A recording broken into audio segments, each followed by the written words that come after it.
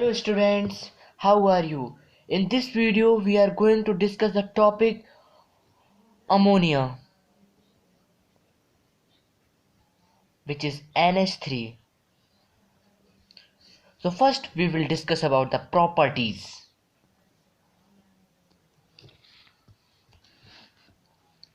So ammonia, it is basically a gas of basic in nature. A gas of basic in nature. If you look into your syllabus, except ammonia, no one is a basic gas. For example, O2, H2, N2, these are the neutral gases, whereas HCl, it is an acidic gases, while only ammonia is the only gas which is basic in nature. Second properties, it has pungent choking smell. It has pungent smell, and it comes basically from decaying matter. So ammonia has a pungent smell, and it comes from basically decaying matter. Third property is that it is colorless gas. It is colorless gas. And fourth, it is bitter in taste. If we taste this, it is bitter in taste. It is bitter in taste. Excuse me for my writing, as it is not so good, but try to understand it. Oh, it is bitter in taste because it is alkaline in nature, while HCl is an acidic in nature, so it is sour. Now let's discuss the structure of ammonia. Discuss the structure of ammonia. Structure of ammonia. So as we know, ammonia has 5 valence electron. So here comes hydrogen, hydrogen, hydrogen. So now the single bond will be formed with the hydrogen, and here it remains lone pair. So what does it mean?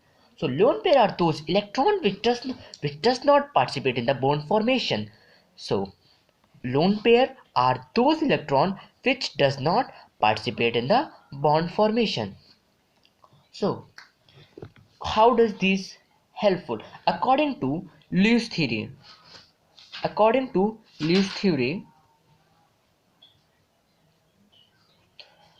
the compound which have lone pair, for example ammonia, it is a compound which have lone pair, so it is basic in nature. The compound which are basic in nature mainly have lone pair. So we can conclude that ammonia is basic in nature because of lone pair. Now talk about the preparation. Now we will talk about the laboratory preparation. Now we will talk about the laboratory preparation. So now talking about the ammonium preparation, if we have ammonium salt, if we have ammonium salt which would react with alkali, gives water plus salt plus ammonia. So what are the alkalis? So the mainly 3 alkalis are important, and these are the famous that you know already, that are CaOH twice, NaOH and KOH. So first we will write the reaction of ammonium salt with KOH, NaOH and CaOH twice. So first we will take NH4Cl plus NaOH, so it will give NH3 plus H2O plus NaCl. NaCl. And another, if we take NH4Cl, NH42SO4, ammonium sulfate plus KOH, NH3 plus H2O plus K2SO4. Okay, Now, but in laboratory preparation, we would not take all this. We will take CaOH twice. We will take CaOH twice. Why we will take CaOH twice? Because it is cheap as compared to NaOH and KOH, and NaOH and KOH, these are the deliquescent.